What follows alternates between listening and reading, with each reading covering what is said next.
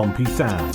Updates, the latest from Fratton Park, on the hour, every hour. Fueled by Piglet's Pantry. Click pigletspantry.co.uk to get your fill. Abdoulaye Mana, a name Pompey fans know all about. With the Blues trailing the Mialbi man this summer, the Gambian left-winger can also play as a striker or 10. They may be just 13 games into the Allsvenskan season, but the 20-year-old already has 8 goals and 3 assists to his name. Looks bound for one of Europe's top sides.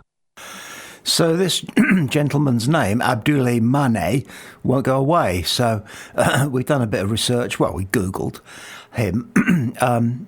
He is a Gambian footballer who plays as a forward for Mjällby in the Swedish league, the Allsvenskan. Okay. But we've heard of Mjällby because they sometimes crop up in European Champions League early stages.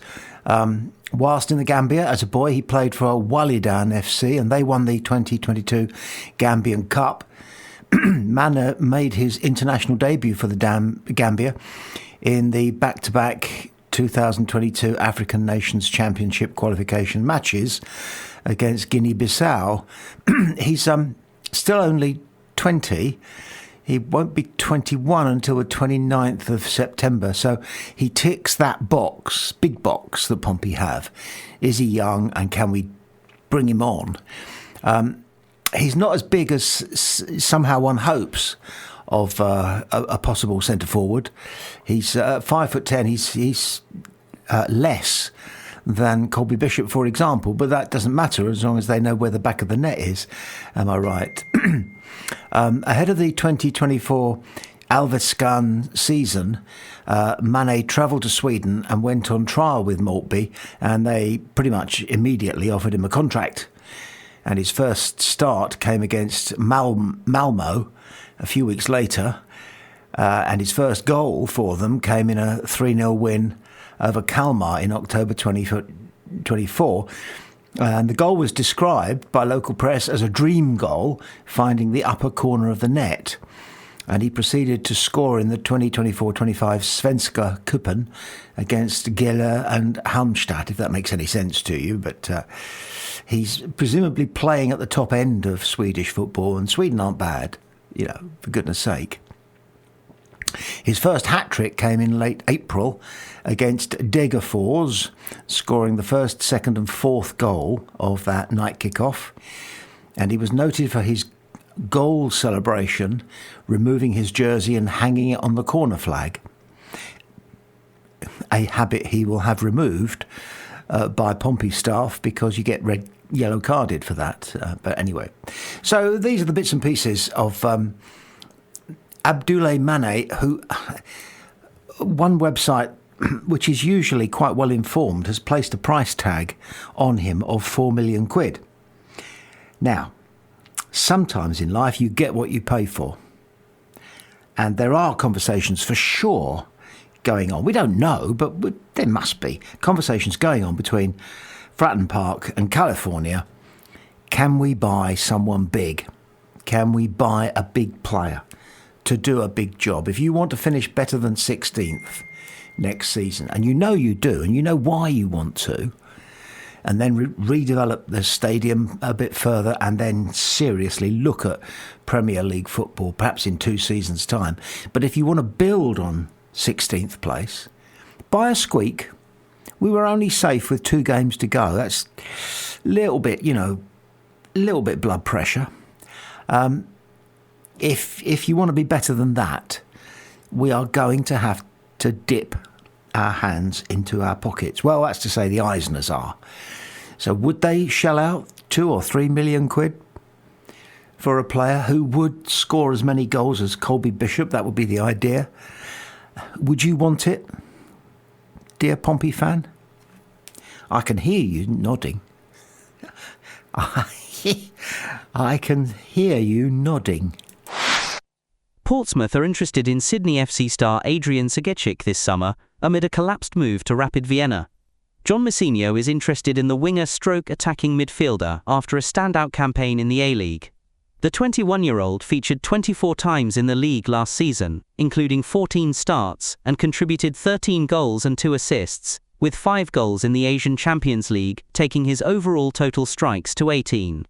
However, his contract at Sydney is now set to expire, making him a free agent, and had led to speculation over his future. Portsmouth interested in Adrian Segecic. John Mousinho. It's understood that Segecic is on Portsmouth's radar following the collapse of his move to Rapid Vienna, with Austrian outlet Courier reporting that he is heading to the more lucrative second tier of English football instead. It's claimed that Mousinho is, in particular, a fan of the A-League, and has been scouring the division for top talent, with the likes of Thomas Waddingham, Hayden Matthews and Jacob Farrell all arriving at Fratton Park via that route in recent times. It remains to be seen whether a formal proposal will be made to sign the midfielder, but it has been reported that a club in the Championship have shown interest in a deal. Segecic earned Sydney FC's Player of the Year award after helping the side come 7th in the A-League table. However, the impending expiry of his contract means a departure is likely, as he potentially looks to make the switch to European football this summer. Portsmouth finished 17th in the Championship table last season, solidifying their place in the division after earning promotion from League One in 2024. Adrian Segecic signing could be promising if Portsmouth can get it over the line. Pompey Sound lifted that piece from a website, and it was a very, very well-researched piece. Only got one thing wrong, and that was that we finished 16th, not 17th. But yeah, interesting guy. Yeah, yeah, he's got a lot going for him. Just looking him up here, he excuse me, forgive me. He's an Aussie, obviously, although he has an Eastern European second name, Croatian. In fact, it was his grandparents who went to Australia. But he's an Aussie through and through, and Aussies are Aussies. Whatever their dynasty, they're dyed in the wool, born and bred Aussies, and Aussies don't care who comes second. I was having a conversation with an Australian colleague one time, and the Olympics were on, and he said so and so and so and so won the 400, and I said who came second, and he went, who cares? Who cares? That's Aussies. He's not big, 5'8". Doesn't need to be big because he's a wide player, same stature, I guess, perhaps a little bigger even than Josh, and probably more meat on him than Abu Kamara. But he's a goal scorer. He might be down as an attacking midfielder come winger, but he is a goal scorer. He knows where the goal is. And he's playing for Sydney. He's with Sydney, which is their sort of Manchester United, as I understand it. He's been loaned out a little bit to toughen him up and teach him the tricks of the trade, and he's done well. He's done successful things wherever he's been loaned out, and now he's lighting up the A-League. John Mousinho is a huge fan of the A-League. I think the whole recruitment team recognise that it is a gold mine that is there to be tapped. And so Adrian Segecic is now the latest player who presumably is on our radar, and negotiations or conversations are taking place. So that's exciting, isn't it? Bristol City's managerial appointment remains up in the air, with Rob Edwards and Gerhard Struber the frontrunners for the job. This decision will likely impact Pompey's chances of landing Rob Atkinson permanently. While our good relationship with Robin's technical director Brian Tinian helps, everything hinges on who takes over from Liam Manning. No one's questioning Colby Bishop's position as our main striker next season. The Magic Man's earned that spot, but last season highlighted how thin we were up front. Kusini Yengi struggled to adapt to Championship football. Christian Sadie's better playing behind the striker, and young Thomas Waddingham needs more time to develop. Finding a solid backup striker who's happy to play second fiddle to Bishop won't be easy. Local lad Matt Ritchie's heading into the second year of his Pompey homecoming, turning 36 this September. While his first season back was solid, Mousinho's been upfront about potentially reducing his playing time next term, even though the ex-Newcastle man keeps himself in great shape. It'll be interesting to see how Ritchie handles that conversation. Every minute counts when you're in the twilight of your career. Remember when we won League One? We had most of our squad sorted before that pre-season camp in Spain. Last summer was different though. Only 5 new faces made it to Croatia, including backup keeper Jordan Archer and youngster Ruben Swan. Jordan Williams, Josh Murphy and Sammy Silvera rounded out that group. Competition's much tougher now for the quality we need. While Mousinho wants to get deals done early, we can't rush and risk missing out on players who'll actually improve the team. In midfield, we're looking light.